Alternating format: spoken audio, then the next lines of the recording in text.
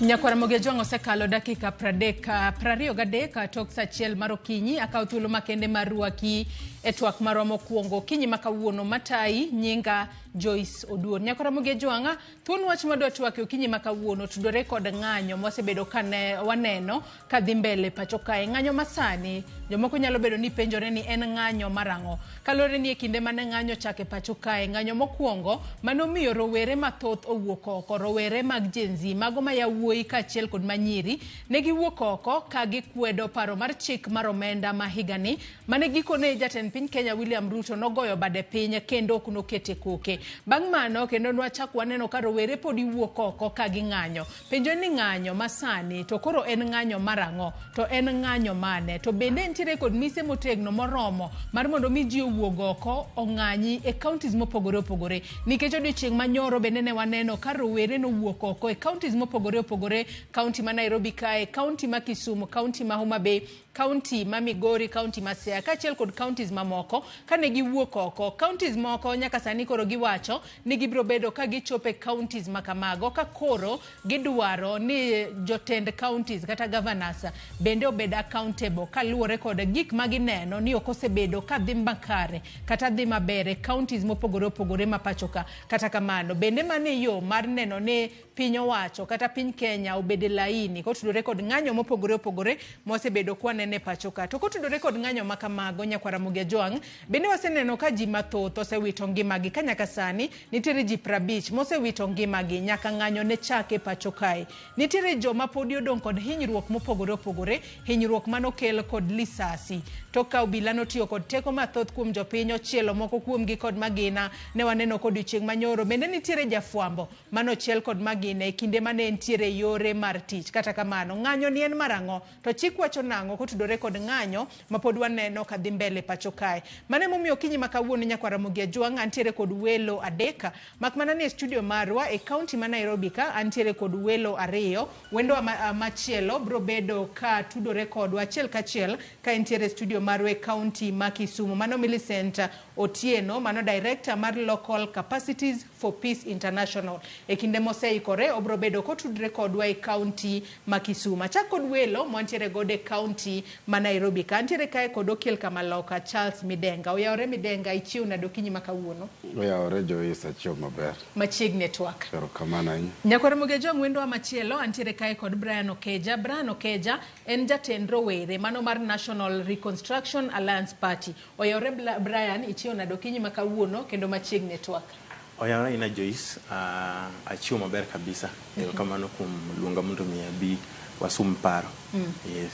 Machiegni twak okinyi makawuono. Nyakwaramogi Ojwang, mana kaka ineno mage welo mabende antiere gode e studio kaya achiel kachiel e county ma Nairobi. Kaka pile in bende inyalo tudri kodwa kichwalonwa paro, penjo, ote moramora kokale namba mar ote machuok 236000. Kaka pile mbui marwa mar Facebook ibiro yudowa achiel kachiel Ramogi TV X @Ramogi TV. An bende inyalo tudri koda e Facebook page mara ibiro yuda Joyce Oduor, mbui mara mar X ibiro yuda @Joyce Oduor _ Brian, adwa na chak kodi in kaka jatend rowere. Ng'anyo masani en marang'o, Brian? Mokwongo Joyce, adwa kawo thuolo ni mondo mi aor ote mar kuyo kod lit ne families kata nyuola ma owito nyithindegi e ng'anyo nyaka ne ng'anyo chakre. Kendo again wan gi jok moseinyore, wedi kata gi jok mosewito ngimagi, nitiere ojende mang'eny moseinyore gi. Koro aoro negi ote makende mar lit kod kuyo. Adwa na chaka wacho niya, nok wachaka chaka ni ne wachako ng'anyo. Kane pok wachako ng'anyo, ne wawacho gik moko ni nitie steps manokwongo wakawo. To gigi nokochakore mana sani. Kiluwo kochakore higa mokalo, kane parliament ne dwa kalo ang'o finance bill 2023, to ne wawuok oko mwatamre wawacho niya, kikukal gini sani eyo kuma wantie kaka jopiny oken sani oken sama ber mar ang'oa mar kalo gini. But parliament no dhi ahead motimore nade mokalo kane the executive ochako biro gi wach mar housing levy. Jopiny notamore, rowere notamore, ne watamore wachno, but government no dhi mbele motimore nade mokalo wachno. Koro kane makoro sani koro wawacho finance bill 2024 bende kane biro to nwakwongo watamore kabisa wadhi e public participation wadhi sumo paro wakwero ni gini ok wadwar sama kama sani ji hinyore ngima ji ni matek koro kik ponu kalo ka to mago no kowinjore koro ng'anyo masani ng'anyo makoro timore sani ni ok ni owuoka ne wakwongo watimo to government notamore obedo gi tok teko motamore winjo wachni koro momiyo ng'anyo ne dhi aya koro ka koni gimomiyo gima ng'anyo ni timore chalo ka gima ji nokowinjo maber nikech nokuwinjo maber e yore mage nikech ang'e ni mokwongo ne en mano mar kwedo paro mar chik mar omenda gadiera ma jatend piny Kenya William Ruto koluwore kod gigo manotimore rowere nodonjo nyaka e od bura mamalo gino mapok notimore pacho ka nogo bade piny kata obedo ni ne en gi lit e chunye mar goyo bade piny nogoyo bade piny mowacho ni koro waonge kod finance bill mano mar higa mar 2024 2025 momiyo nyaka sani koro selos mini budget machielo mwabobedo kwatiyo go de hiko omenda manyien wanyalo wacho ni mano ero rowere ne kwedo paro mar chik mar omenda to mwaneno kapod idhi nyime ni en marang'o gimomiyo awacho ni nokowinjo maber en niya nitiere demands kata gik ma wadwaro notimre gik ma president kata the government osetemo timo wapuoyo gi gik ma gisetimo but ne pod wan gi issues mamoko kendo wadwaro nade notimre wadwaro niya be accountability timore government ni wawacho niya the level sani corruption mantie government ni iwinjo kaito nitiere mirima gimomiyo nitiere mirima ni niya wase government temo wuondowa ni gin gi goodwill tiyudo ka sama gitemo wuondowa ni mokwongo gimako jogewa gigoyo jogewa nitiere police mabiro iluongo ni excessive force ma police tiyogo koro pod wan gi rage English wacho ni rage but en mirima nikech ji tho sani neno ka kata mana kan pok ng'anyo no timore ino ka ji iyudo ka jomoko owite e bungu jomoko iyudo kuonde moko kotho jomoko ire dump site koro wan pod wanaga ng'owa gi asirano mar ariyo gima duong' marach kabisa e government ni to en president wariambo kotit mach iwinjo president adwa kawo ka nchu sewacho ni koro ni koro temo bedo ni koro ni ober tiyudo ka mokwongo nowacho ni onge arambe moro amora michako itimo 5 days ago what did he do en mano dhi mowacho ni nitiere ang'o arambe nyocha ka kone during public participation ne watamore wach mar medo ushuru kata e fuel e mafuta tiyudo ka few days ago gisemedo gino koro matiende ni government ni giwuondo wawuonda koro mago gik moko ma pod miya pod wang'anyo kowacho niya ok wadwaro niya ni Ruto wach ni ogolo cabinet ne wadwaro ni Ruto himself kok en able to lead odhi emo wacho ni anguka naye mane momiyo wantiere kod okil Kamaloka Charles Midenga e studio Okinyi makawuono Midenga rwaki twak Okinyi makawuono iwinjo kaka Brano loso giwacho ni gin kaka rowere pod gintiere kod mirima gintiere kod rage moro mane momiyo nyaka sani koro pod giwuok e ng'anyo in kaka okil kaachiel kod in kaka jakenya ng'anyo ma nyaka sani waseneno ka dhi mbele pacho kae kopenji ni en marang'o be ni nyalo duoko kopogore kod mokwongo mane en mar pingo kata kwedo paro mar chik mar omenda Erokamano Joyce, wach madhi nyime wach mar ng'anyo mwadendo ni Gen Z ni en wach maber ne piny kendo kineno kaka chike iloso wan kaka kinde chike ok bi anda gima luongo ni normal circumstances nitiere gima otimore momiyo onego ni waloko chik kata mana katiba masani nwalose ne wach weche mane dhi nyime mabedo kwa temo matek ni wan e ndara de onge gi katiba ndalo Moi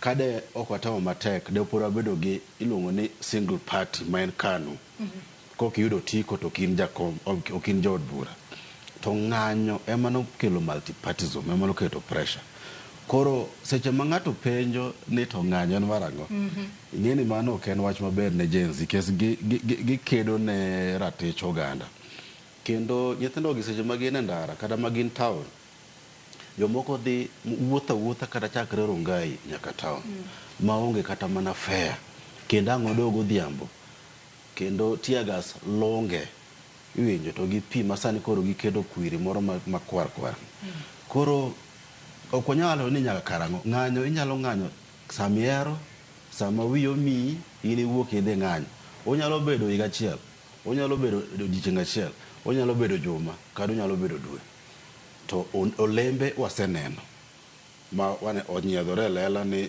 cabinet secretaries no teng lwetgi mogo. Taki neno ni finance bill no di roko. Koro maga chiel kuom gik ma waneno. To hie kineno gimoluongo ni a big segment ma jok mang'anyo kaka Gen Z gi bedo affected moloyo ng'ata ng'ata ochumi ka kes Ruto kodonjo to awacho ni ikalo idhi timo medicine. Kata mana fee mar high school ni chandi maseche moko nen 20,000 kata madhi nyime. To giketo gimolo ni renewed capitation makiani ng'ama no osomo ne ker paro no paro nade. Omi calling letter mbalariany mabure ndhi timo medicine tinyisi ni idwaro 650,000 pesa no idhi golo kune. To nyisi ni ok en automatic yak apply. Gino osebedo ka for so long Moi, Kibaki gi Uhuru en automatic ni donjo government sponsored imi pesa. Ma pogruok ne bedo mane help ng'ato yudo 45,000 ng'ato 55,000 machalo kamano. Ma it was so assured ni kikalo to magi gik ma kineno king'iyo ka in kineno sama ji ng'anyo placards gimoluongo ni placards miting'o gi. Atamalo prochiko kuom placards go nitiere gimonde kanyo ni ok wadwar IMF. Iwinjo. Tuo maduong' ma inyo sirkal ni en ni sirkal ni ochalo gimoluongo ni puppet. Ochalo ng'at ma iriembe kumoro. Makata gik miluongo ni capitation mogol gi mago mana subsidies. Mage ka IMF tiyo. To onge piny moro amora ma IMF osedongruok. Kidhi Ukraine nigi gowi mar $200 billion nikech IMF. Sirkal ni kane donjo telo no dhi timo gik mopogore.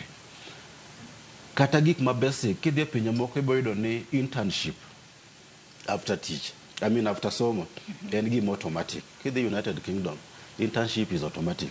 Kendo every organization whether private or public sector nyathi ka nyathi nyaka tiegre. Kenya kae internship whether paid or unpaid nyaka ilombri gi ng'ato. Koro there's a very big disconnect kiae mbalariany to gi kage donjo job market. Kenya ka wanyaka gimiluongo ni employment authority e chik. Tipenjori to employment authority otimo ang'o konya biro gi policy mar internship. Kes jok manie ndara gi mage nyithiwa otieko college and they are very brilliant. Nyithindo ga kiki wen job gi ng'anyo no ni en ng'at ma ng'anyo ma wiye poblo. Nyithindo ga very brilliant kendo very articulate. Gibonyisi ni kama iwinjo. To nikech tich onge. Tich ing'e akwede ukabila gi ng'eruok. Iwinjo. Koro mago gik matimore. Ki ng'ato penj ng'ama ng'anyo ni to nyaka karang'o. Chiko ko golo period mar ng'anyo. Inyalo ng'anyo samiero. Ng'anyo ni chik gima inyoe gi gik moko ariyo. Mokwongo ni obila. Wan go obila man gi gimoluongo ni colonial mindset mar trigger happy. Ni neno kata mana Nakuru an nyoro na nene. Ineno kata Nakuru ng'ama nigi ng'ol ma nigi crutches ariyo. Igo tiagas moluore. Why? Moro be na neno ng'ato kata Nakuru kono be nitiere jafwambo mano chiel gi mageno dichiel manyoro. Majak Media Max. Jomoko gigole udi. Iwinjo. Obila koweyo ni ji ng'anyo gi kwe. Kane gichake saa 5 iboyudo ni by saa 9 giolo ni gidog ot. To ineno gik makelo ich wang' gin ng'wech ma obila tiaga. Why? Wasedhi nyaka do Mombasa. Kalchori no dhi do the former chief agent mar Azimio moyudo orders through Justice Mugure Thande. Owacho ni kikuti gi water cannon. Kikuti gi tiagas. Kikuti gi gik miluongo ni crude weapons. Kes magi gik ma iga 2024 magi gik maluongo ni weapons of torture. Okoni ubeni tiyo. Pigno kende ko bayi rito onyalo kata mana pierce your internal organs. Gik ma 2024 should not be having. To police jok mok winjo wach pod gidhi gi gigo. Gin be magi medo kelo gimoluongo ni mirima ne dhano. Kiwewe jo ng'anyo tiketo ni jo maundu onge. Kes jo maundu ma yako gik moko matimo looting. Gin ji matin kabisa ma police ka gin jok maber to nyalo tieko gi. Police se jomoko ni police ng'ato loot bute to ng'iya onge gimotimo mondo ang' owache ni jo ng'anyo e mano timo kamano. police ma Kenya ka waseyuagore about police reform. Nowacho ni Justice Maraga nobedo gi task force. Achiel kuom gima hinyo kopogore gi osara mar police to gi kar dongruok kar dak. Curriculum mar police is too colonial. Awacho gini pile. Wan kako kinde ka mark class wa wadhi police station. Onge station obila mebedo ni police is friendly. Gina hostile. Pogruok DCI opogore. Kes DCI kwa dhi obede headquarter kata police level. Magi jok mokwongo ni ne en gi degree koko bedo trained for investigation of kwach kich. To police en ng'at ma hostile kidhi lobby waiting lobby kacha. Okodo kareni kanyo. Kata gari okoningo donjo police station. Ka kando iwinjo. Mago colonial mentality. Police, the best way mar policing any police en achiel kuom oganda. Kendo ningo beni gi dak gi oganda. Mano be mabo konyo sirkal in terms of gathering intelligence. To kise bedo ni police obedo koja to in koni. Ere kata ng'ato no neko ka. Police ko biro tane ni en adui. Ndalo moko nowacho ka police moro no nego Siaya. Nikech dhano police neko kan sani endi. Weche mag ng'anyo. Ka police owuoge bunde kende to dhano pod nigi mirima. Kata nyoro jatendgi ma the acting Inspector General David Kanja. No onyiso nyaka jopiny ni ucooperate gi police. To ang incorporate gi ng'ama koneni to en oda mana chieli gi magen. Koro sirkal bosebedo gi miyo ji mirima kes kata mana ng'anyo mar tich ariyo manyoro ni. Notimore nikech ni neno gima notimore Kware. Jipenyore ni to koro ng'ato jok manegowa, jok ma abductwa, ere kaka wadhi wuoyo gi jogo. En wer mani ma jogi bo winjo mopogore gi dhi ndara. Koro ng'ama Ruto onego bed ni gone erokamano maduong' en Gen Z. Atoka duoki e twak ka Brian. Nikech Gen Z ogolo odok e it Ruto. Things were normal. Nentie tota gi milruok e governance. To say nyisi gini no, things are not normal. Yeah. Brian nyaka sani wacho ni gino momiyo nyaka sani koro rowere pod oramo ni gibiro bedo ka giwuok oko en ni sirikal okosebedo ka winjo weyo makare. Kopogore kod sirikal goyo bade piny mano ne paro mar chiko omenda ma higani mane rowere kok rowere tang'e ni dino kala ma de onge gimoro amora kata kamano rowere noramo ni oyo gini ok kala. Kopogore kod mano gin weche magi misebedo kiwacho ni jatend piny osebedo kowacho no riambo kotiti wacho no riambo kotiti manyaka sani koro dwaro no bed piny ochik ite ne rowere ka koro piny Kenya nyalo ng'iyo kaka nyalo sudo mbele kod kwe maonge ng'anyo moro amora kendo. Achaka nuoyo ni jatend piny riambo kotit mach. Ng'iyo tich mat mil to kidhi make kama kimake gi ka kirito to chake en kuma chielo chako lengore gina wacho kamano. Koro ka akwonga wacho niya sama ne Ruto ne kawo telo no wacho ni onge jok ma ibiro chak negi through extrajudicial killings.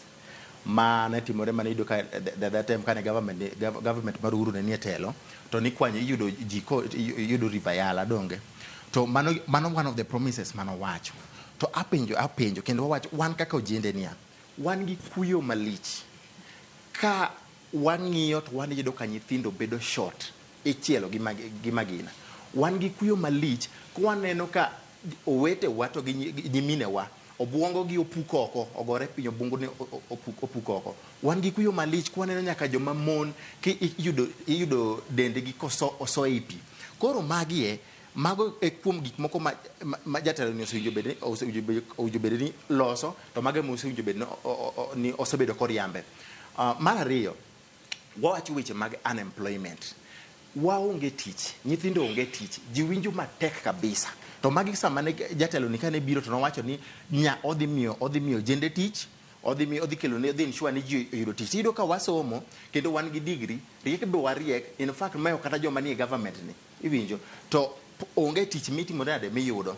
Ichak iyudo ni government kelo nyini sani we don't have trust.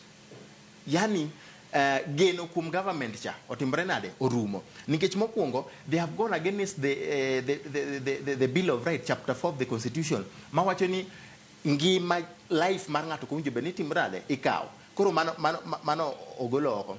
aya adwa wacho ni ka machiegni kaka ne wane kane ji dire moko jatend piny odhi USA to koduogo to ji chako goko ne otiyo gi 200 million to president chung to wacho niya ni in fact Kenyans notiyo gi pesa matin ne million 10 to seche go owacho ni osiepene moko nogochone to kone ni ka en gi million 10 to nyalo dhi to and at that within those seconds ochako wacho ni jo Kenya otiyo gi pesa matine million 10 koro government ni tugo kodwa to government ni the breed moyudo sani we are not stopping okwa chung at anything okwa dhi chung okwa biling ka nyithindo kidhi kata mwalo idhi nyatike yore richo ji onge pi nyithindo ok nyal dhi school mana nikech nitie ministries matimore nade ma kwalo pesa jo piny yore mantie nyatike yore mantie Migori yore mantie Nyanza the whole of Nyanza owinjo bede ni nitie ministry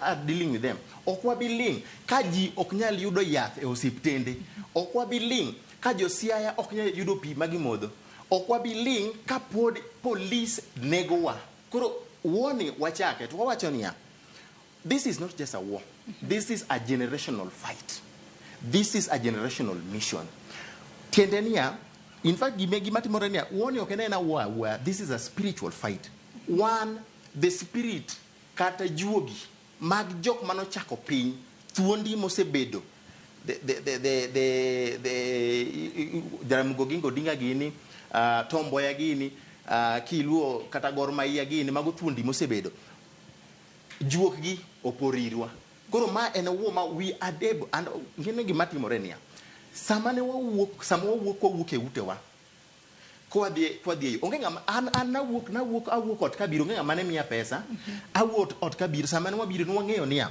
woni lweny ni en lweny matek kabisa to lweny ni kendo wanyalo lose our lives but one ready we were losing ngimawa kawuono ibiro chiela gi magina tho lakini this movement must continue. Inyisa ni Millicent Oucho Otieno oseriwore kodwa ka entiere e county ma Kisumu kinyi makawuono oyore Millicent ka entiere county ma Kisumu ichiew nado kinyi makawuono kendo machiegni network antiere studio ma Nairobi kae kod Brian Okeja ka achiel kod Okila Charles Midenga ka watu wako tudore kod ng'anyo masani ni en marango karwaki twaka nyaka gi sani Millicent pok wadhi mabor ahinya in kurka kori ng'anyo masani ni en ng'anyo marango rowere onego bed ni dok chien orita ne mondo gine ka sirikal bro timo gigo mane sirikal osingo mar timo kose gidhi mbele kod sundo sirikal eka sirikal oneni oket gi tesre eko kas chenro mar timo gigo mar rowere dwaro gi sani Millicent. Agoyo erokamano ahinya kendo amor kuom riwora gi jowadwa mosebedo ka chwalo duondgi e weche madhi mbele e pinywa masani. Adwa riwora kodgi mar goyo mos kendo ko kuyo ne jogo mohinyre.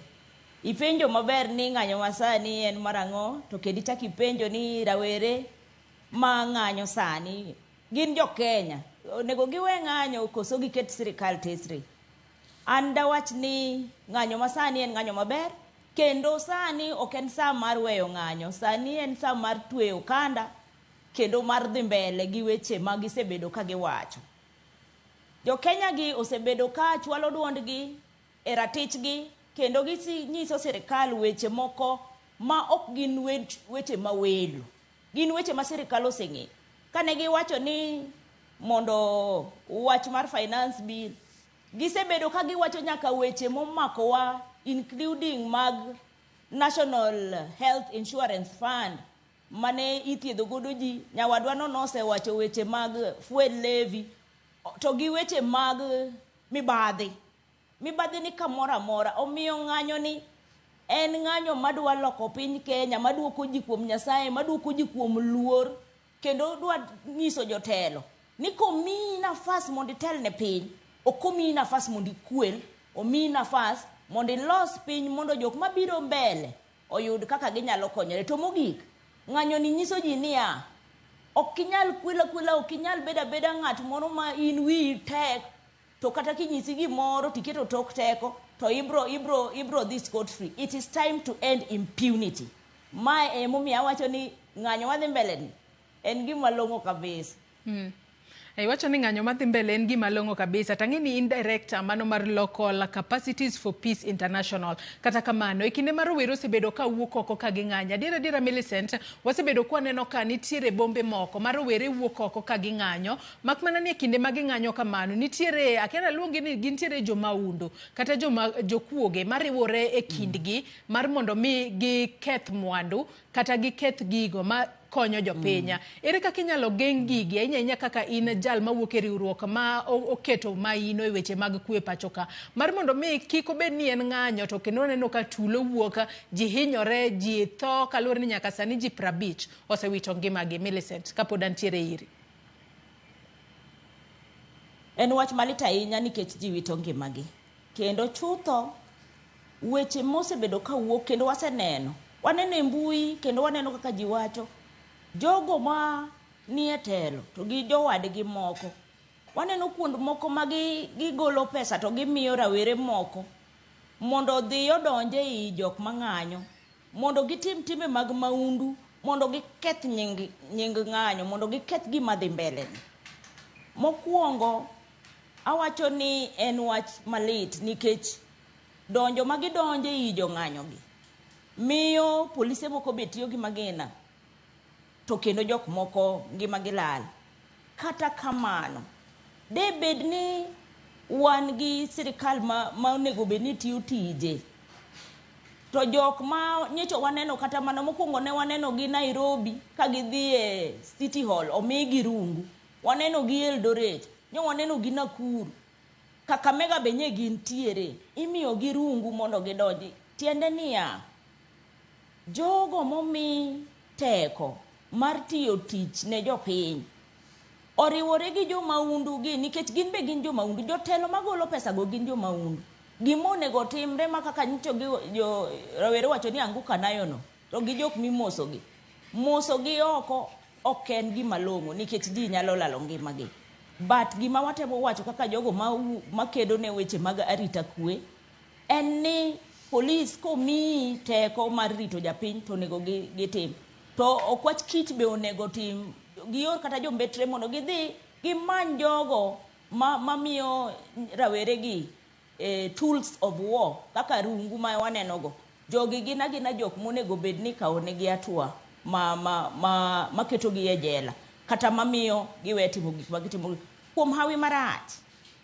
Ni jalno monego bed ni mako ji e kuonde moko gine jok makelo maundu gi. Emomiyo ji koro nyaka beda ji nyaka yuag oko.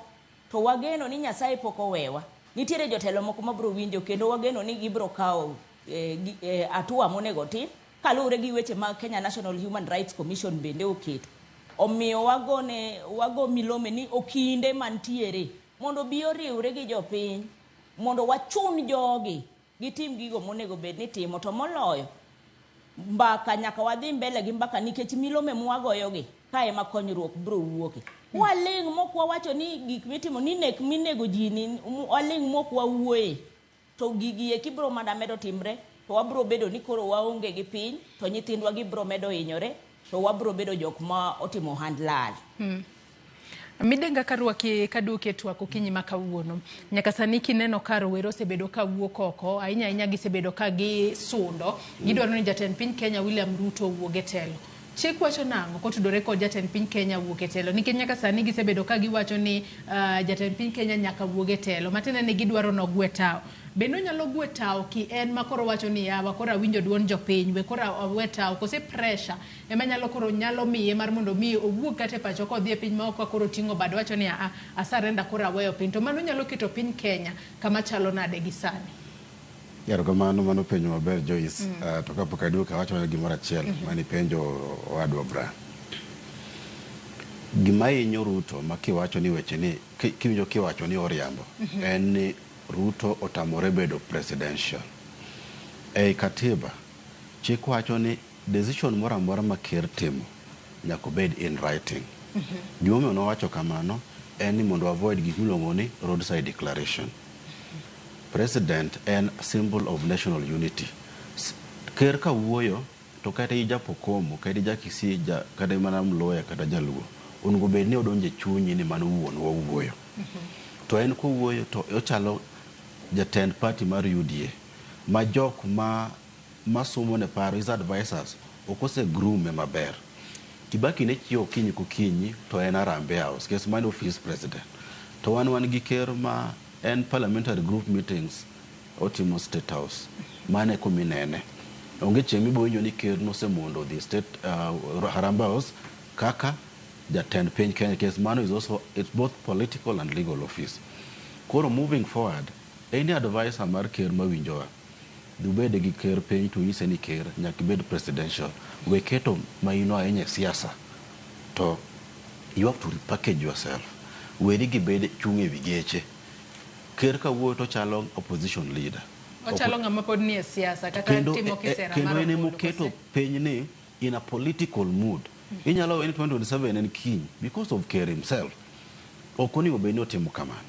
Koro kwaduoge penjo mari chiko wacho ni ka jatend piny ok nyal dhi nyime gi bedo jatend piny onyalo bedo ni ogole kaka through impeachment nitiere procedure od bura onyalo bedo ni resign ogwetao en owuon onyalo gwetao kata onyalo bedo ni en gi tuo mwaluongo ni mental infirmity moko nyal dhi nyime to chik wacho ni ka ker ok nyal to jalupne mari Rigathi Gachagua ema kawe to chik kendo wacho ni ka jalupne bok nyal to speaker mar od bura mar National Assembly mule matin kaso jidhie gimilonga by election nineno kama Magufuli no wewa Tanzania Suluhu manen jalupne no kawe gini no keto ni kes katiba machoncha jalup ker nilo ni vice president to no ken gimilongo ni part of presidency nen a political appointee mar ker ne nyalo kawe kendo nyalo gole somewhere.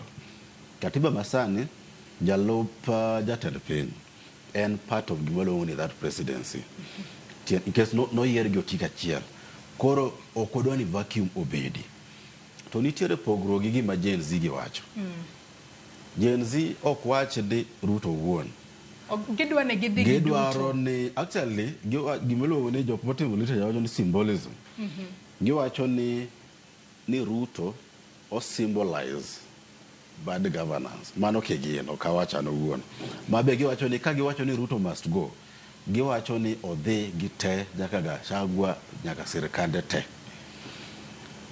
to gima poko wang'iyo moningo bedni to watime nango nikech sani ng'eni pod waonge gi IBC nyocha Ruto ochuokoke e bill mar IBC motemo loko chika waonge chairperson mar IBC jakom mar IBC waonge go jalupne waonge go commissioners waonge godo sani ok onyal timo yiero IBC select panel sani ang'eni gidhi nyime gi yiero ibinjo to gini be actually en makosa nikech chik wacho ni at any time IBC okoningo bedni bedo gi maonge gi jakomne to ma gima otimore mokare koro kwaduoko penjo ni e yo mong'ith en ni chik oyie ne ker mondo gwetao to nyalo gwetao through pressure mineno nitiere ni to chik be ong'eyo ni ka ker ok nyal tiyo to gi jalupne to nitiere procedure challenge maduong' emobedo ni suppose ni ker ok nyal deputy ne ok nyal to speaker ne be joge wacho mana ni ma is the same government gina joga how do we reorganize ourselves kineno wan kako kinde wan gi gimiluongo ni jurisprudence and in terms of jurisprudence wan gi kidigo matin chike minono wan godo gite wawacho ni man does not serve the law but the law serves man kata mana chike minena wacho nige jokenya nyalo bano gite ma giwacho ni gigo konyo wadwaro machielo kata mana crisis kobedo crisis nyalo bedo ni joge ogwetao te to speaker be gitamore through that crisis wanyalo duo gi chike manyalo konyo jo Kenya mwadhi nyime ato bende ji osebedo ka wacho ni kaka jisundo jatend piny Kenya William Ruto nogwetao ni seche moko piny Kenya nyalo doki anarchy manena diera kose Well, okonya ng'eyo gima dhi nyime to gima en mana ni every gimoluongo ni legislative process. Process mora mora mar loso chik ilose out of experience. Ni mae gima no experience to ere kaka wanyalo dino mondo wadhi mbele. Ana kigo to mana gik mibuogo godo dhano mondo kik otim gimoro. Ing'eni ya gima enyo sirkal masani ni en gino wuok from no one ok expect. Pile nitiere gimiluongo ni middle class e piny ni. Pile ging'e ni jok miluongo ni middle class ni gin jok ma gibo mago kok e mbui, odonje gache to ochamo sara to dhi manyime. To buok moro nitiere ni jogi kesi geni mondo ng'any pile ka gitime ni ok en gima yot. Koro kato bedo onge gima biro mayot kata chike ma wan godo gi dhano notho eka chike gi obiro. Koro kata obed ni ogwetao kata ok ogwetao, kata obed mana ni kero tiyo nyaka 2027 kes wato kwe mwadwaro, en a big lesson kendo en gima kare kendo en gima okelo siem mager ne jodito mar sirkal ni ok inyal timo gik moko ma normal, ok inyal kelo tuta milruok e weche mag governance ma affect piny. Kes dobedo ni ng'anyo onge, donena gima normal kendo 2027 ka biro the same thing. Iwinjo? To nikech gini timore kamae, sirkal nyaka dog chien to penjre ni to ere kaka ne ere kuma koth nochako gowe. Kineno kara mana cabinet mano biro dismissed. Chik wacho ni chik okogolo time frame ni deadline mar reconstitution cabinet. To the same constitution wacho ni kanitiere kuma e pen chik kae kuma deadline okokete to oningo bed ni timo gino within a reasonable time. Chik oko wacho ni bang' daladi mas ker nyalo reconstitute his cabinet, but chik wacho ni okoningo bed ndalo malach nikech wan gi power vacuum sani sani kata holiday obedo ni nitiere ne wach ni holiday mabedo garawani onge ng'ama nyalo gazette holiday kes gazettement itimo gi cabinet secretary. Sani onge jatend piny to gi jalopne to gi Mudavadi modong kanyo no onge nyal constitute cabinet ma gibed piny for policy direction. Onge appointment manyalo timore sani iwinjo. To mano gima inyo kes PSS mobedo ka jogoro mongirore modong e ministries go. Sani gima gitimo ni gin gi implement mana gik manotimo cabinet decisions manotimore mokalo. Koro wawuono ni ka gitime 1 month magi exhaust gitu koro wadhi kanyo. Ang'o ma koro gidhi timo bang' mano? Ang'o ma koro gidhi timo bang' mano? To ma iwacho ni Ruto noloso tanda ne oninde no wuon nikech kano miye opportunity. Ruto nowacho gimoro achiel niya, mono biro declared president, ni I don't believe in handshake stories. To seche miwacho kamano, tineno ni pogruok mari gi jakom en en 200,000 kende. Seche go dhano chunygi hinyore. Ka mondo iwach ni jo Kenya, government, national government mo wacho unity mo wacho sani ni ma gima Ruto dotimo 2022 mo wacho ni jo Kenya wadhi umbere. Ng'at mano gochona kata ok ogochona wadhi umbere. Tini iwinjo man kibayo ni wach. Kech ne gitok chiel tinis man shareholder. Ayadwa ni mak parono gi kanyo matin. No, we have a tieki because this is very important. Kata mana constituting cabinet. Kane wae ministries, minister machon ne en ga jaod bura. Koro no violate doctrine of separation of powers. Kezo kunya bero jaod bura to ni minister. Kane waloko chik, nwaketo chik ni cabinet secretary is a technocrat. Ruto notimango. Jok mokelo was not technocrat. We were politicians. Koro ene mokelo the same mistake. Actually jok Kenya ng'iye ni to jok muda duogi. Ko kelo ng'ata man pod en jasiasa to pod en gi wach matek. Pod odhi bedo kama tek. Adonwa ka yuyo mokwongo mondi nyakora mugia jongwa modh pi matin ote magi benda neno abu bedo ka somo gi achiel kachiel bang' yuyo mwakao gi sani kik idhi mabor.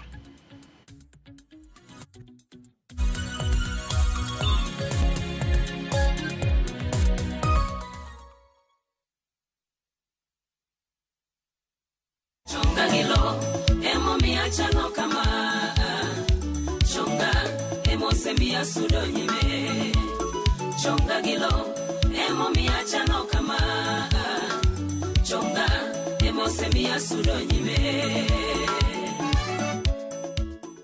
Dial *487*3# to get this song.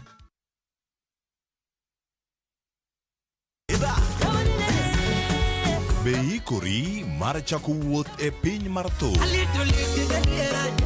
Thumbe mane oloko tieng' mang'eny. Fwenyo sigendni. Wende mag piny. Koda sigendni mayudore wendego. Wajan thum gilmoro. Okay. Den girabi. Okay. Ngoma wake. En kama gik mane otimore chon koda matimore sani chopo e winjruok maber chur. Ngoma owake wuok tich nyaka tich abich saa 10 odhiambo. Kik bai.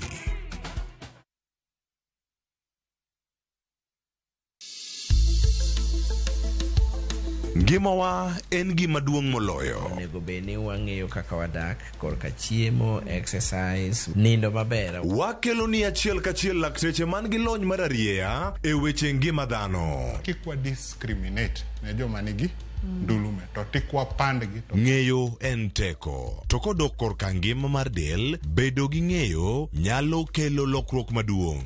Wacho ni kendo Ruth pile ni e penj laktar kaindi chiemo watiyo godo mondo wageng' tuoche. Wabiro wuoyo gi ji e yo mabiro mulo chunyi kendo miyo pachi yawre. Obwongo gi del gin ga gigo motimre nade moriwore. Koro gimipidho obwongo mari luwore gi gino mipidho dendi. Riwri kod Ruth Otieno e penj laktar. Wuok tich nyaka tich abich saa 12 odhiambo mana Ramogi TV. Penj laktar. Ngima en mwandu.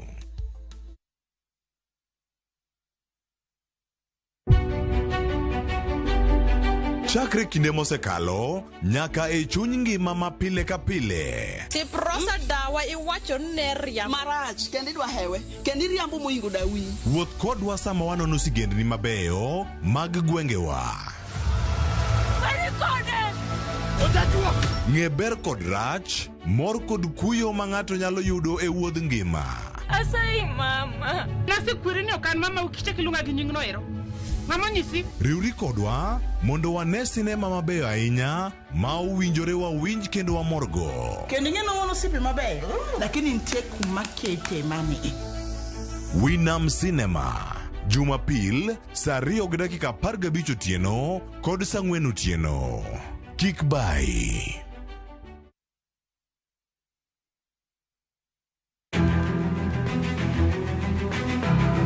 Okinyi kokinyi ka piny oru.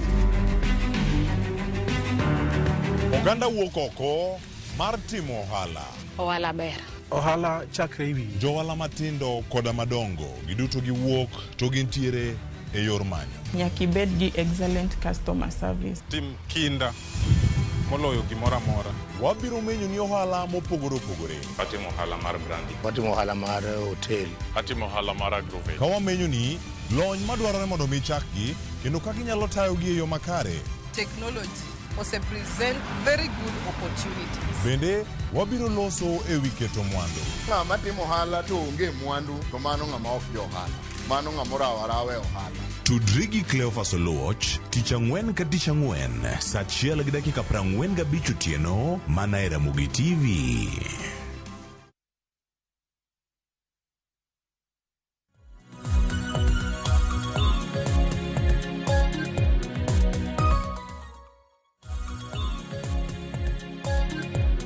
Nyakora Mugia Jong machiegni e telo mar ariyo e twak maro mokwongo e chenro mar Rupiny Okinyi makawuono kama otwak otudore kod ng'anyo mosebedo ka dhi mbele pacho kae.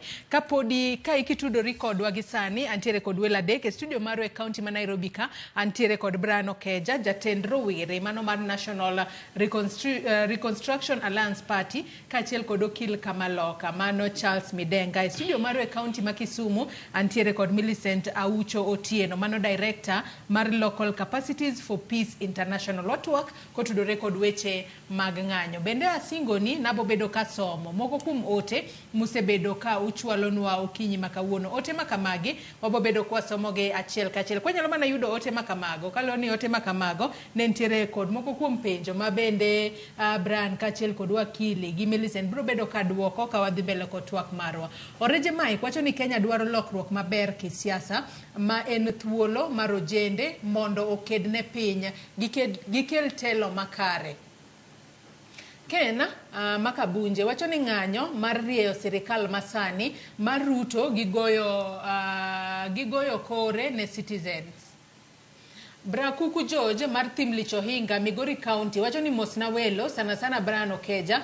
Brian an gima ang'eni pod kelo ng'anyo odhi mbele. Mokwongo wacho ni en mistrust kata e keny ka mistrust osebedo to lweny nyaka bedi e odno kendo kata kenyno nyalo kethore. Mar ariyo wacho ni nyaka nyoker chak timo gik ma otimogo. Jo Kenya pok owinjo ka omulo gik manyalo duoko bech ngima dok piny kata chielo. Wacho ni iji bech mogo, sukari, sabun, chumvi, stima mago poko duoko chiena. Mar adek wacho ni jok ma ondiki e tije be pod penjore ni NSSF Tier 1 EE kachiel kod Tier 2 EE to gi affordable levy gi to dwa konyo gi nade. Koro sirikal ni penjo ng'enya maloyo duoko. Penj na okil oler na tie NSSF Tier 1 EE gi Tier 2 EE to gi pogruok maggi. Aya ote makamano wakili owinjo.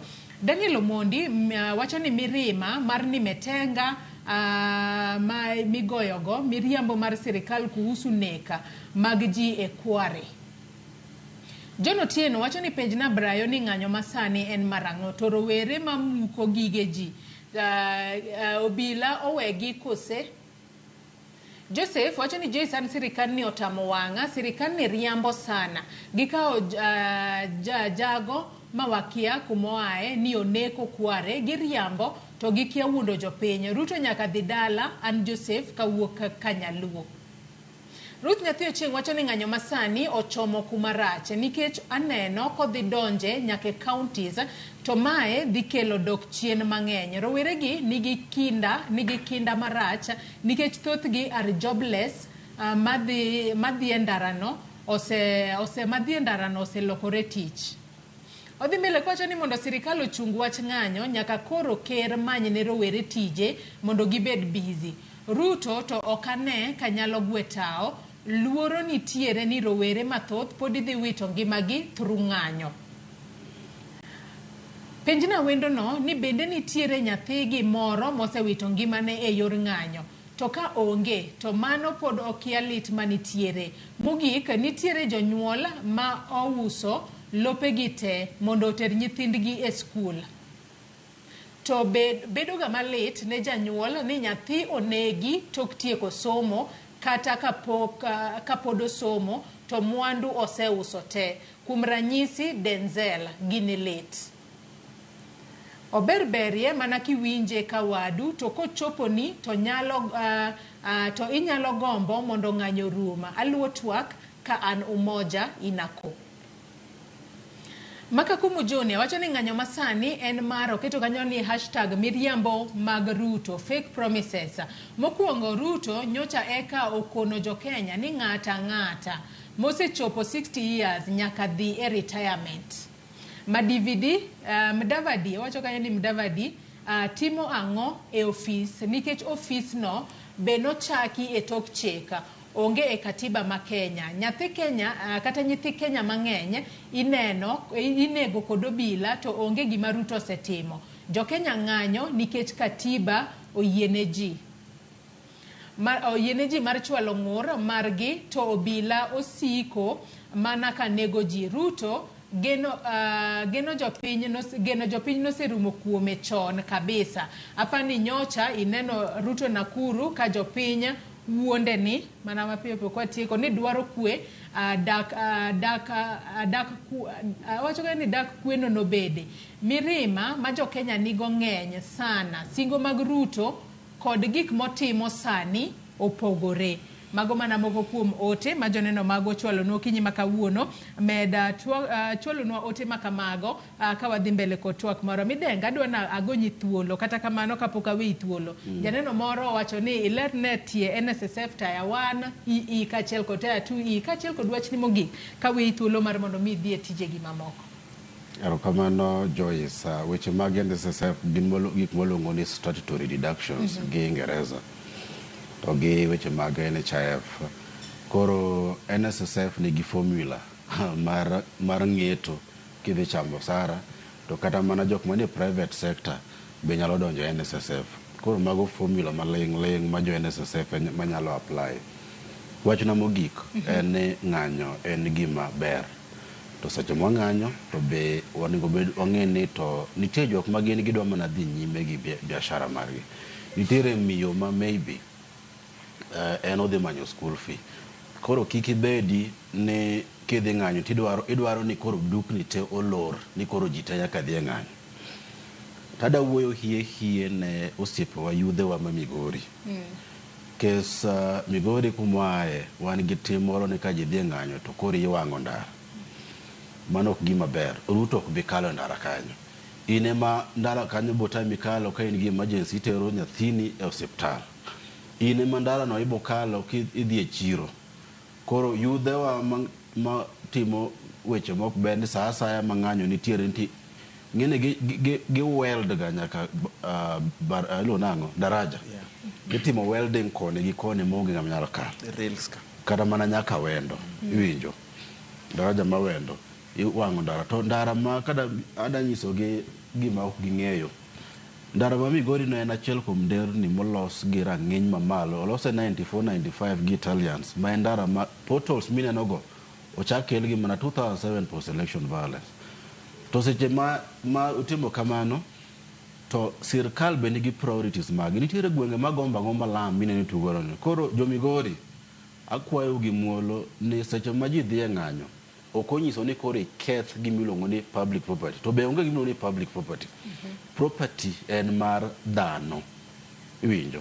Koro awache mathoth to gimuolo ni sasa ma opportunity to present himself please jo Migori kata kumora mora. Wawe uru kelo maundu. Kes kiwacho ni police inyoji. Chik wacho katiba wacho ni ndegi kumoluongo ni Magna translate peaceably and unarmed. Tiere ni gikwe tionge gi elegangla gi maundu. Ko yudi gi kidi. Ko yudi gi tindo. Ko yudi gi rungu king'anyo to mano kin peaceful.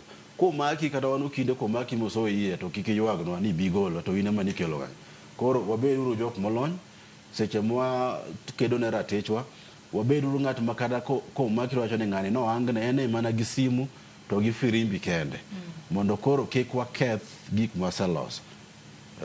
Erokamano ahinya okil Charles Midenga. Millicent ka intiere county ma Kisumu kinyi makawuono winjo kaka joneno magwa bende ochwalo moko kuom ote magi kata kamano rowere giwegi gitimang'o e kinde gi makoro pod giramo mar mondo mi gidhi e ng'anyo nyaka sani koro wang'eyo ni osebed kiketo sirikal mamalo tesre kata kamano counties magwa wang'e ni county ma Kisumu en achiel kuom counties mar rowere odiochieng' manyoro nowuok kane gitemo mar mondo mi gichope log tich mano mar county ma Kisumu ka giwacho ni county bende koro nyaka ket tesre e counties kanyo nego beni itimang'o mar mondo mi rowere ofil ni counties tiyo maber maonge mibadhi mora mora ma bende wasebedo ka waneno ka liekore ni counties ma bende mibadhi ng'eny ahinya. Millicent.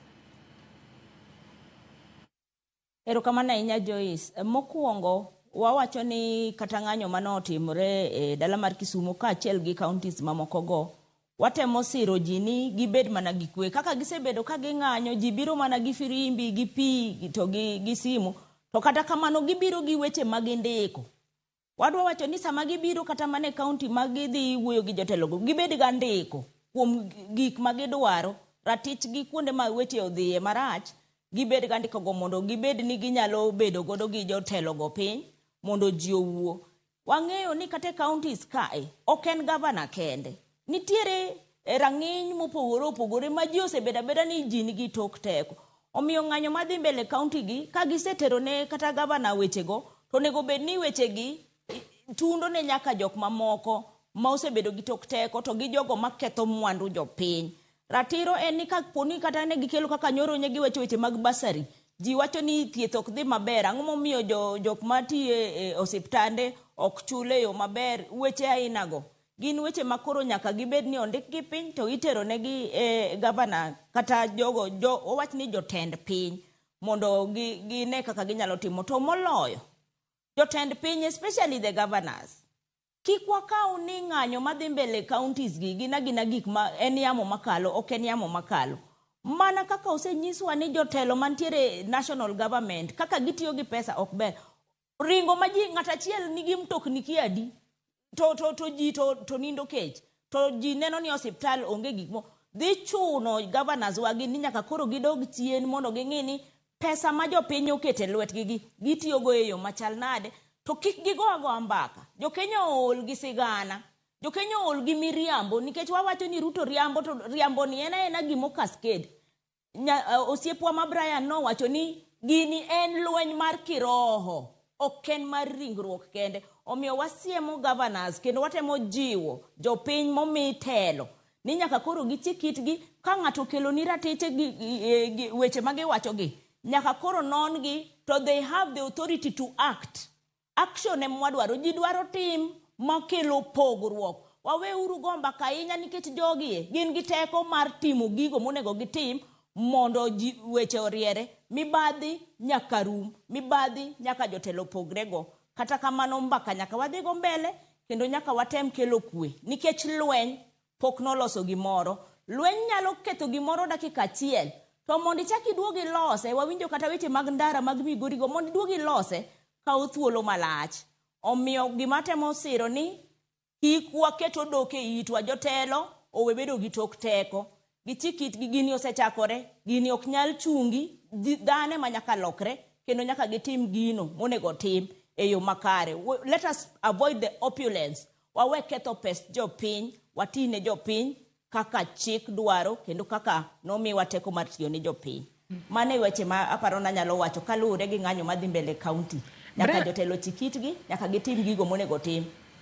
Brian kaduoki e twak okinyi ma kawuono adiera counties bende wasebedo kwaneno ka rowere koro osewacho ni sirikal mamalo ka wasetiekore godo to wabobedo ka wadhi e counties.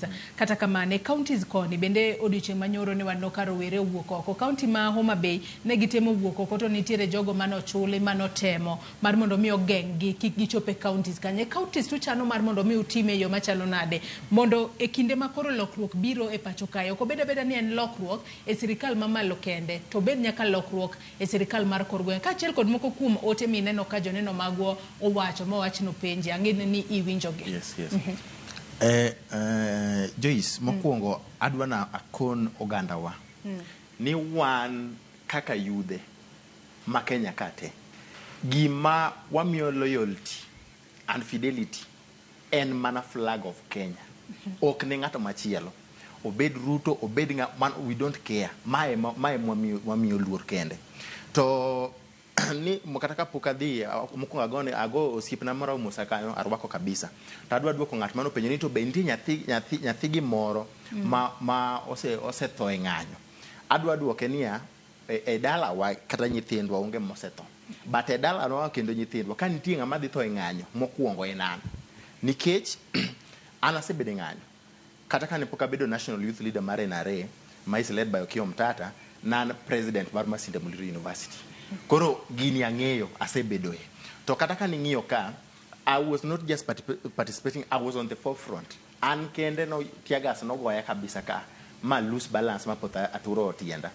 Pi makwarcha, ilo sipwap, ane mang'eyo kada wach, ilo sipwap no luoka kode kabisa. Koro wacho niya, one ready mar timo gimoro amora mondo wa change Kenya. Wang'eyo ni dhawni ok dhi biro mayot. E gima wacho niya, gima wamiyo luor kende en ang'owa, the flag of Kenya. Kende mwamiyo luor. To ang'eyo ni nitiere jomoluor, wacho ni businesses gi kethore. Ok wagomb ni businesses mag jo kethore. To wadwaro ni wakon jopiny be niya. Sama wan wasewuok mowacho niya, so be it. Kopo ni ko watho monde government olokre watho gimbo jo beni samo waluongo ni wadhi ng'anyo to chieng'no king'eyo ni iseno ni dalili rach lora dukani maber to mondo gik moko timre. Kaito wacho penjo kakora duge penjo miwacho mar county.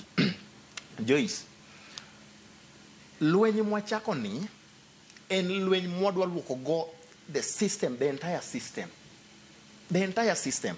Kaka wasichaka gi president, to wadhi cabinet secretaries. Sani wadwaro nyaka PSS moyierka monde rais otimidado ogol gin gech jok man lwetgi osebedo ni chilo semino mar corruption ok wadwar kata mane jok modhi kelo e county government ka king'iyo auditor general reports matimore kanyo kae makoka kwalo otimenewa to wakuno governors wakoro kwanza governors wa kochakore gi Siaya, Migori, Homa Bay, Kisumu ni wabiro nu kendo wabiro kwaikore kabisa. We want to occupy everywhere and everything. Mo walok system ni. Wan gi MPs bende. MPs mom mi pesa mar CDF. To CDF ni koke omigi to tinde gidwa mana nigi chal ka gin ruodhi English wacho ni demigods. Yani gidwa mana ni onang sianda gi olugi jingwe ngweya. Ok wadhi nango sianda ngat MP mora. In fact wadwaro ni CDF ya mondo duoki ogole ir MPs. Nikijiro ka koro MPs kawo manania ni jok magi miyo CDF gin jok magi ng'eyo. Tineno ka nyithindo chandore nitie mon lite makata nyithind jok nya dhi school. Koro wadwaro mokwongo ni MPs be ready. MCS nikichineno kata mane county assemblies wasefwenyo ni nitiere chike ma ikalo to impress the governors. Iwinjo nitiere kiani jidhi bench mag walo mago pesa jopiny emomiyo wacho niya nyaka MCS wabiro ne ji te. Koro wacho ni we are doing a total overhaul.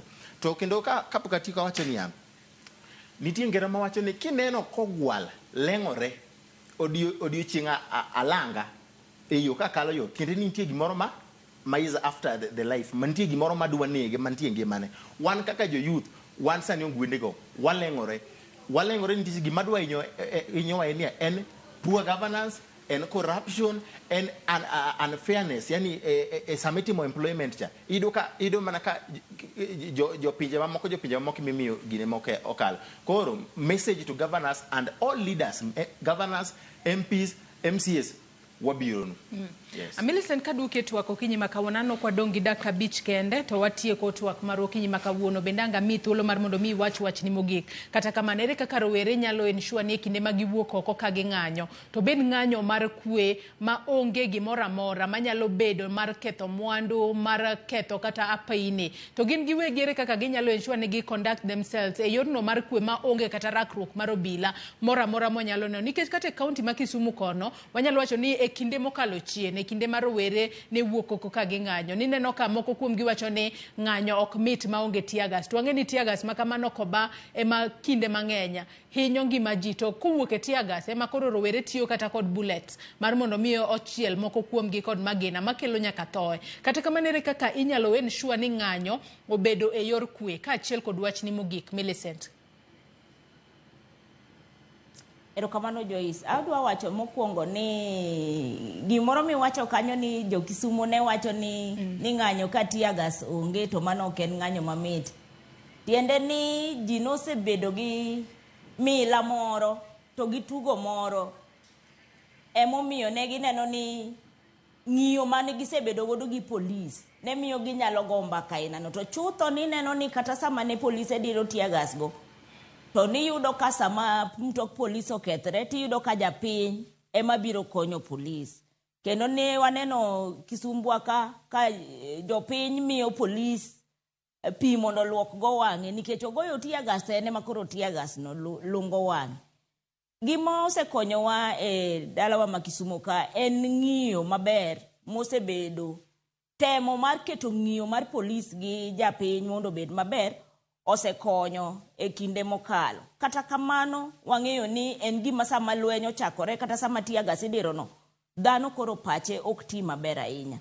Kata kamano wachako wasiro niya sami wuok kidhi e ng'anyo gima ne okonyo mokwongo ing'e ni sani ng'anyo sani onge jatelo giwacho ni gin leaderless gin tribeless kendo gidhi mbele to gima waneno ka gitimo ineno ka gin be gitemo keto jowadgi moko mondo orit biashara mar jomoko mondo kik ang'owa kik kethi to mokwongo wachako wacho ni sama gitimo mano no gimed bedo ka gigo mbaka kaka gisebedo ka gitimo investigation ng'anyo masani ni en rang'iny mamalo kendo gigo picha name and shame moro be dhi mbele iyudo ni kata polis manogo ng'ato bunde ineno kogoye picha kendo ilande mbui tiende ni gitemo keto gigo manyalo bedo kaka deterrence nyalo geng'o ji mondo kik kal tong'. To apart from gin giwegi bedo organized, watemo wuoyo gi jogo ma omi teko, ma chiko miyo teko kaka polis. Polis sama idhi igo tear gas no ng'eni mano nyathini, nyalo bedo kata watni, nyocha waneno kata man Nairobi. Omiyo watemo siro ni kik gibed gi excessive force. Excessive force ok onego gitigo. Omiyo keto kwe ok en tij rawere kende, en tij jo Kenya te. Kendo gima natemo wacho ni sama koro owadwa wacho ni gibire counties. Wang'e ni gima kamano katimore to luoro moro nyalo bedo kendo jo maundu be nyalo bedo ni gin be giikore gidwa biro. To kotim upelelezi chon, gigi gin gik minyalo geng'. Mogik, wang'e ni kanisa osebedo gi nying marach nikech samoro giwacho ga ni sama tula dwa wuok ni tiluongo jolemo mondo bi olemo. Amor nikech rawere madhi e ndarasa ni gin be gin jok manigi yie kendo ging'e ni Nyasaye ni kodgi nikech gigore ne gigo maler, gigo maratiro. Omiyo wapod wamedo wacho ni wabed strategic. Gibed strategic to kik gigo lweny ni kendgi ma lweny jo Kenya ma ok lweny rawere. Atemo siro ji kamora mora ng'ata kuma intiere jok madhi mang'anya ndaragi ma nyathini koken nyathini en nyathi watni okamano to en nitiere kaka wariwore jo Kenya ng'ata achiel ko hinyore to wate wahinyore. Omiyo strategies go watem siro gi jogo manigi gik manyalo wuok go oko mondo kony kelo loch maber nikech loch maber em wadwa mondo jogi owe kwelo weche ma kaponi nitiere giminyalo timo mondo omi ng'ato kik kaw bunde kata kik kaw rungu gogo nyawadgi. Mano emonego watim. En ratich ja Kenya ka ja Kenya. We have to all stand together. Gini ok en mar ng'ata achiel. En mar ji te. Omiyo nyaka wariwre kodgi. Adoke wach mbaka. Mbaka mosebedo kadhi mbele mbui. Nyaka gigi dhi mbele. We have to continue to expose. Iwacho ni ng'at manigi knowledge en gi teko. Omiyo nyaka wadhi mbele gi wacho gigo maricho mopondo nyaka wagol gi wang'eng gi elela oko kintiere gi kituo to nyaka kuong bi tutu magol tutu te kiluoko maler mae gima ng'anyo ni dwa temo timo. Omiyo nyaka wati kamoro achiel kaka jo Kenya mondo lokruok mabro obed mobiro gi kwe to kik wabed ni walanda kwe ni koro lando kwe ni miyo koro wawe mibadhi nya oyo mano kendo wabro bedo ni watimo marach. Mago e weche maradwa wacho ni jo Kenya wabed kwa lemo mondo lokruok obi e yo maber e yo makwe bende siko e pinywa ka. Erokamana inya Joyce. Erokamana inya Millicent Oucho Otieno man director mar Local Capacities for Peace International kuom kaw thuolo mari mar chopo e studio mar e county ma Kisumu kono mondo iriwri kodwa e twak okinyi ma kawuono. Brian wachni mogik ka watieko thuolo mar we morumo. Kadwa kongo wacho niya.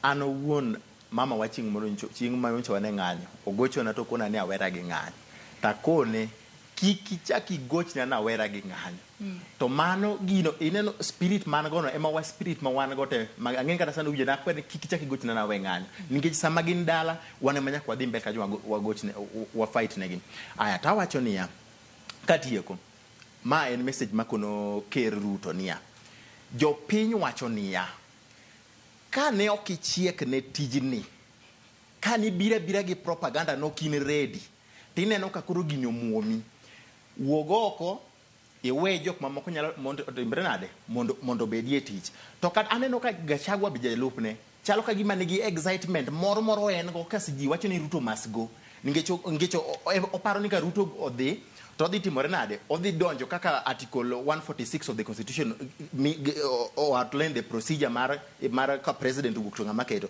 wawacho ni kata Gachagua no be ok wadwar no timre nade odhi mogik ne jo youth ado wacho niya ngeche ineno lweny mwagoni ok en mar Gen Zs kende mani koro Gen Zs osebedo popular but during those protests naneno Gen X naneno youth naneno ji mang'eny sana Koro wacho ni jo youth niya, kik iluor, wawuoguru oko, lweny ok en lweny mayom, wang'eyo ni gik moko ngima gi nitiere ma ji nyalo lose, but we must stand up for our country. Ka gik moko dhi maricho nyaka wachung' mowach niya, ka itimo ang'owa, itimo marach. Mane etieko matieko. Erokamano ahinya Brian Okeja, mano jatend rowere National Reconstruction Alliance Party. Kuom in bende kaw thuolo mari okinyi ma kawuono mar mondo mi ibi e twak. Mak mana ni kinde ma wuok oko mar mondo mi ung'anyo, bed ng'anyo mamuol maonge ketho gimoro amora kendo onge kelo tulo moro amora. Wan mamuol, polise makinyowa. Wamuol kabisa. Erokamano ahinya kuom kaw thuolo mari mar bedo e twak. Nyakora Muge Jwang gi kanye mwachopo godo e giko mar twak marwa mokwongo e chenro mar Rupiny okinyi ma kawuono. Kata bedo ni rowere oseramo ni gibiro bedo ka gidhi mbele kod ng'anyo mag-gi e kor gwenge mopogore opogore ma pacho kae, wageno ni ng'anyo ma kamano biro bedo mar muolo maonge ketho mwandu moro amora kendo onge seche moko hinyruok kaachiel kod thoe moboneno e kinde mabiro mbele. Bed ng'anyo mar kwe kaluwore kod katiba ma pacho ka. Yiena mar mondo mi akaw yweyo madundo gi sani. Bang' yweyo tibo bedo kiyudo chenro mar tedo gi chiemo gi jawadwa Jailieta. Kik idhi mabor.